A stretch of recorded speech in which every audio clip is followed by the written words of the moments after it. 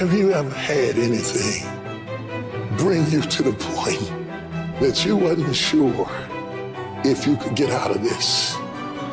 Somehow it's not the one thing, but it's everything. It's everything you went through all the years before, and to find out that the things are never going to stop coming at you, that finally brings you to the point that you say, you know what, I'm not sure I want to get up out of the bed in the morning if all I got to face is another fight. This is for those of you who are going through the fight. Those of you who are wondering, how can I keep going like this? Some of you have been through so much that you should have lost your mind. It's all right to fail as long as you fail forward. It's all right, but I need you to have heart, because there's some things you just can't get without perseverance.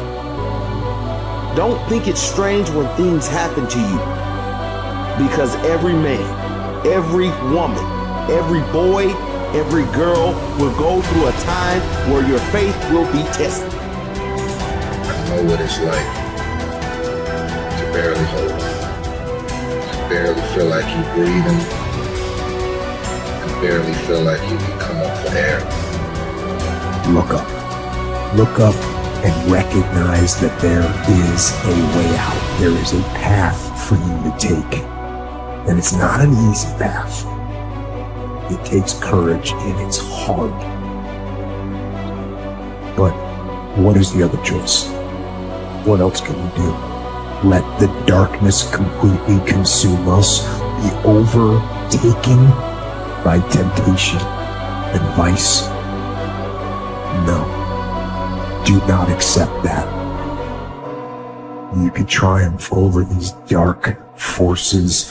You can become better. You can be better. You got more than you think. You can do more than you think. You can go further than you think. You can have more than you think. And stop blaming somebody else over what you don't have. It's time for you to know what you got in your hand. Stand up for your dreams. Stand up for what you want in your life. Decide that your life is so meaningful to you, that you love you and you love life so much that you're going to stand up for what you believe in, because you can fall for anything. And so by being committed to everything that I started, I finished it. It built a certain type of spirit. It built a certain type of mentality. And so now I couldn't quit even if I wanted to. I couldn't stop even if I wanted to. I had too much sweat equity in my life and everything that I was doing. When it gets tough, I'm gonna press my way. When I get tired, I'm gonna press my way. When it's not convenient, I'm gonna press my way. When my heart is broken, I'm gonna press my way. When I'm rejected, I'm gonna press my way. When I'm broke, I'm gonna press my way. When I'm despaired, I'm gonna press my way. You would just believe that your day coming, that the sacrifices you are making today, they gonna pay off. But if you do not believe, it ain't gonna happen. So I need you to work on your faith. I need you to wake up every day and say, today ain't today, but my day coming. And I will not give up until I get to that day. I will not stop. I will not give up. I will not give in until my day comes.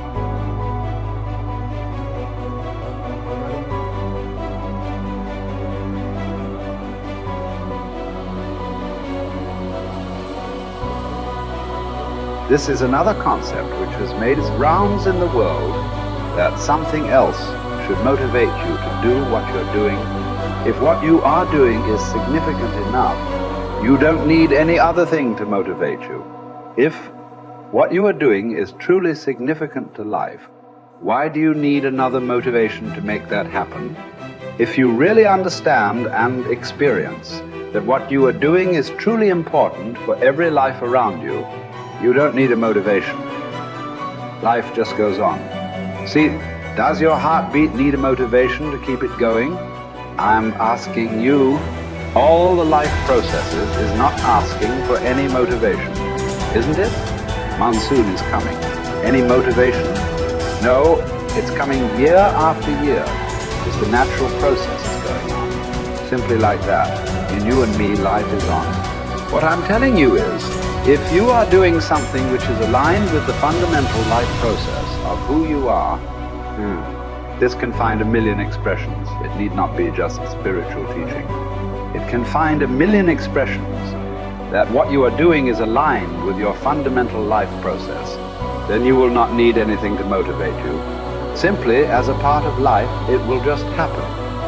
How much you do simply depends on how much time you invested on upgrading yourself. The problem with the world right now is people are always trying to upgrade their activity. If you upgrade your activity without upgrading yourself, you are bound to break up somewhere. It's like you went on a Formula One track because you want to be on a fast track, and you went with your Maruti 800. Suppose you hit the right kind of speed. All the four wheels will go in four different directions. It won't hold up. If you want to be in that kind of speed and that kind of track, you must prepare the machine. Upgradation of this one is important. If you upgrade yourself, activity will simply happen. Many people around me, many times think I'm superhuman because of the activity that I perform. This is not about being superhuman. If you explore the possibilities of being human, if you explore the possibilities of the immensity of being human, you will realize you don't have to be a superhuman. Being human itself is super. So you will not need any external drive or some other inspiration. The very process of life will do it.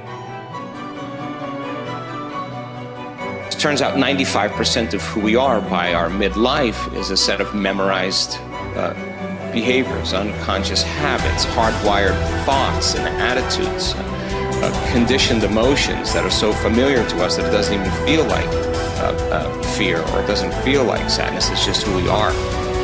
It usually takes crisis or trauma or disease or diagnosis or your lowest point in your life where you're knocked to your knees. And for that moment, you actually have a view of yourself outside of yourself. You can see yourself from a different state. The facade, the whole illusion is over. And that's when a person really begins to think about what they've been thinking about. They begin to notice how they speak or how they act. And I think they begin to pay attention to those feelings on a more regular and conscious basis. And the word meditation, I looked this up because when I started my journey, I'm very scientifically minded. The word meditation, the symbol means to become familiar with. So then the first step to change, if you wanted to create a new life, you have to change. To change your personal reality, you have to change your personality. And the first step is consciousness or becoming aware. So the moment you become conscious of your unconscious thoughts, the moment you become aware of your automatic reflexive habits and your emotional reactions, the moment you can become so conscious of those unconscious states of mind and body that you don't go unconscious again, so familiar with those states. And how many times do we have to forget or go unconscious till we no longer forget or go unconscious and we stay conscious? That's lighting a match in a dark place. And most people, when they do meditation, they actually think, when those voices come up and when the chatter starts and those emotions start, they actually think that they're doing their meditation wrong. And I want them to know that they're actually doing it right, because you're coming up against those thoughts that slip by your awareness unnoticed or unchecked by many people. You all of a sudden catch how you speak. And people say, if I really want to be happy, let's think about this. I don't want to complain. I don't want to blame. I don't want to make excuses. I don't want to feel sorry for myself. I'm going to stop that. Now that's breaking a habit of being yourself. That takes a lot of energy and a lot of awareness. And our environment then, the circumstances, our environment are always available for us to think and feel equal to everything in our life, So the environment for many people, as we said earlier, controls the way they think and feel. So when they respond to their coworker, when they respond to the news, when they respond to the traffic in their life, that response causes them to return back to those unconscious programs. But sitting in a meditation and really sitting in the fire and believing that there's something on the other side of that thought, believing that there's something on the other side of some behavior or some emotion that makes us feel a certain way. That's stepping into the unknown, and it takes us disconnecting from the environment. That's what meditation is about. Playing music or hearing nothing, or closing your eyes and not eating, not smelling, not tasting, not feeling with your body. You're putting your body away and you're not letting it be the mind or the program. You're making it sit still. You're training the animal, right? And a person starts feeling emotional and they catch themselves starting to feel those emotions. Instead of letting that emotion drive certain thoughts or actions, that person settles the body down in the meditation and brings it back into the present moment, and that's a victory.